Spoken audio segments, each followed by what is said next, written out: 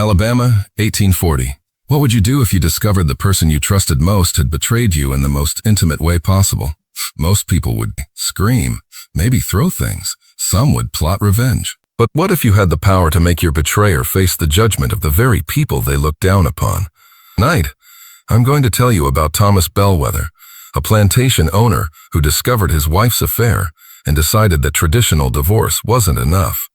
What he did next was so twisted, so publicly humiliating, that it became legend throughout Alabama and beyond. But here's what will haunt you about this story. We've all been betrayed. We've all felt that burning rage when someone we love stabs us in the back.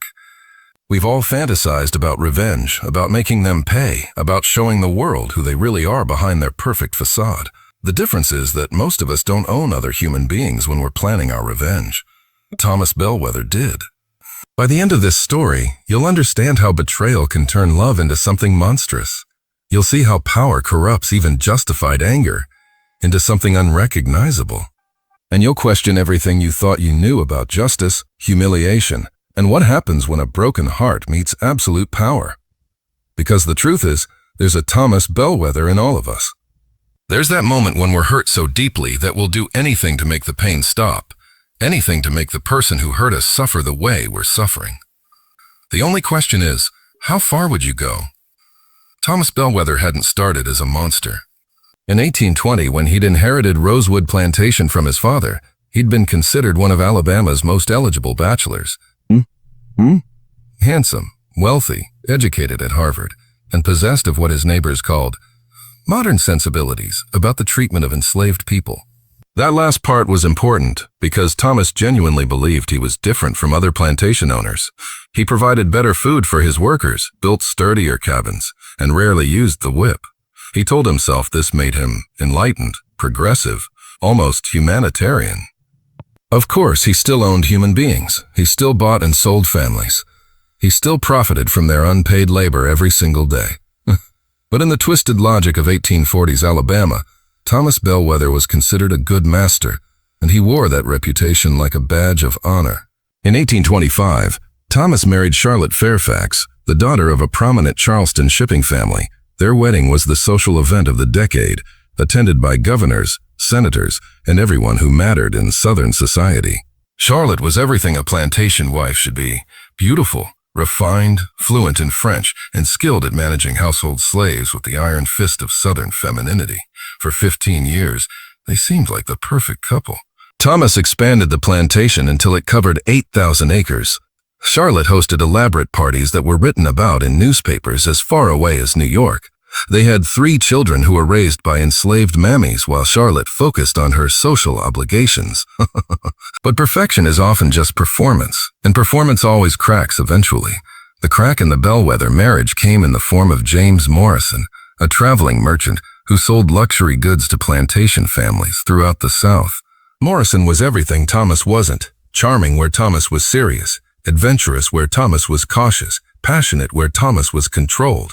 Morrison made regular stops at Rosewood Plantation, selling Charlotte imported silks, French perfumes, and exotic spices that added glamour to her dinner parties. But somewhere between the spring visit of 1839 and the fall visit that same year, silk and spices became secondary to what Morrison was really selling. Charlotte Bellweather was bored. Not just casually bored, but desperately, sulky bored with the predictable rhythm of plantation life. The same social calls, the same conversations about cotton prices and slave management, the same suffocating expectations of Southern womanhood. Morrison represented everything her life wasn't: excitement, passion, romance, and most dangerously, freedom. When he looked at her, she didn't see the calculating gaze of a plantation owner evaluating property.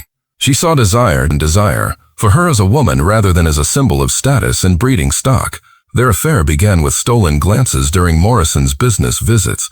It progressed to carefully orchestrated private meetings when Thomas was away inspecting distant fields. By the winter of 1839, Charlotte was completely infatuated with a man who saw her as a person rather than a possession. But affairs in the antebellum South were dangerous games, especially for plantation wives. The entire social structure depended on white women being pure, protected symbols of Southern civilization. A cheating wife didn't just betray her husband. She threatened the very foundation of a society built on rigid hierarchies and absolute control. Charlotte thought she was being careful. She thought she was being clever. She thought she could compartmentalize her passion from her responsibilities, keep her secret world separate from her public role. She was wrong on all counts. The enslaved people at Rosewood Plantation saw everything. They had to see everything. Their survival depended on understanding the moods, movements, and motivations of every white person who held power over their lives. They noticed when Charlotte started taking longer walks in the garden during Morrison's visits. They saw her slipping extra food from the kitchen. They observed the changes in her behavior, her clothes, her entire demeanor. Most importantly, they understood what it all meant long before Thomas did. Among the enslaved community at Rosewood was a woman named Celia, who served as Charlotte's personal maid. Celia dressed Charlotte's hair, helped her with her corsets, and knew every intimate detail of her mistress's daily routine. When Charlotte started bathing more frequently, changing her undergarments twice a day, and requesting specific perfumes for ordinary afternoons, Celia knew exactly what was happening. The enslaved people at Rosewood faced an impossible dilemma. If they revealed Charlotte's affair, they'd be involving themselves in white folks' business, which was always dangerous. But if they stayed silent and Thomas discovered the affair on his own, he might assume they were complicit in keeping the secret, which could be even more dangerous. It was Celia who finally made the decision that would change everything. Not because she wanted to betray her mistress, but because she'd overheard Charlotte and Morrison making plans that would affect every enslaved person on the plantation. Charlotte wasn't just having an affair. She was planning to run away. Morrison had convinced her that they could escape to California, where the gold rush was creating new opportunities for people willing to abandon their old lives. Charlotte had been secretly converting her jewelry and personal valuables into cash, preparing to abandon not just her husband and children, but her entire world. But here's the part that made Celia's blood run cold. Charlotte was planning to finance their escape by selling information about the Underground Railroad activities that some of Rosewood's enslaved people were secretly supporting. She was going to betray people who had trusted her, people who were already risking everything for a chance at freedom just to fund her romantic adventure. That's when Celia realized that Charlotte Bellweather wasn't just cheating on her husband. She was preparing to destroy innocent lives for her own selfish desires. On March 15, 1840, Celia made a choice that would haunt everyone at Rosewood Plantation for generations. She told Thomas everything. Thomas Bellweather's reaction to learning about his wife's betrayal was not what anyone expected. He didn't explode in rage. He didn't confront Charlotte immediately. So see, he didn't even seem particularly surprised, which suggested he'd been suspicious for longer than anyone realized. Instead, Thomas became very quiet, very thoughtful, and very, very dangerous. 3 weeks Thomas said nothing to Charlotte about what he knew. He continued their normal routines, attended social functions, even welcomed Morrison when he arrived for his regular spring visit. But inside, Thomas was planning something that would ensure no one ever forgot what happened to people who betrayed him. Thomas had always prided himself on being different from other plantation owners, more enlightened, more humane. But Charlotte's betrayal had awakened something dark and primitive in him, something that all his Harvard education and modern sensibilities couldn't contain. He was going to make Charlotte pay for her betrayal, but he wasn't going to simply divorce her or send her away in disgrace. He was going to use his absolute power over the enslaved people at Rosewood to create a punishment so public, so humiliating, that it would serve as a warning to every plantation wife in Alabama about the consequences of infidelity. On April 8, 1840, Thomas made an announcement that stunned everyone at Rosewood Plantation. He called all the enslaved people to gather in the main courtyard, something that only happened for major announcements about work assignments or discipline issues. But this announcement was unlike anything they'd ever heard. "My wife," Thomas said, his voice carrying across the silent courtyard, "has disgraced herself, disgraced me, and disgraced every person on this plantation with her adultery and planned betrayal." The enslaved people stood in shocked silence. Masters didn't usually share intimate family problems with their property. This was crossing boundaries that made everyone deeply uncomfortable. Thomas continued, "She has violated the sacred trust of marriage and planned to steal from this plantation to fund her escape with her lover. She has shown you all the same disrespect she has shown me. Then came the words that would echo through Alabama folklore for decades. "Tomorrow morning, my wife will be brought to this courtyard to face punishment for her crimes. But I will not be the one administering that punishment. You will." The silence that followed was deafening. Every enslaved person at Rosewood understood immediately what Thomas was proposing, and they were horrified by it. Thomas was going to let them punish his wife. He was going to give enslaved people power over a white woman, permission to humiliate her, license to treat her the way they were treated every day. It was unthinkable. It was unprecedented. It was a complete inversion of every social rule that governed Southern society. And it was absolutely terrifying for everyone involved. That night, the enslaved quarters buzzed with whispered conversations about what Thomas was planning. Some people thought it was a trap, a test to see if they would abuse power over a white woman and then be punished for it. Others believed Thomas had completely lost his mind and was about to destroy the careful balance that kept everyone alive. But a few people, the ones who had suffered the most under the plantation system, began to think about what justice might actually look like. Celia, who had started this entire sequence of events, found herself at the center of conversations about what should happen to Charlotte. Some people blamed her for revealing the affair. Others thanked her for protecting them from Charlotte's planned betrayal. But everyone wanted to know what she thought should happen the next morning. Other plantation owners were horrified that Thomas had given enslaved people power over a white woman. They saw it as a dangerous precedent that could undermine the entire social order. Several neighboring plantations banned Thomas from their property and refused to do business with him.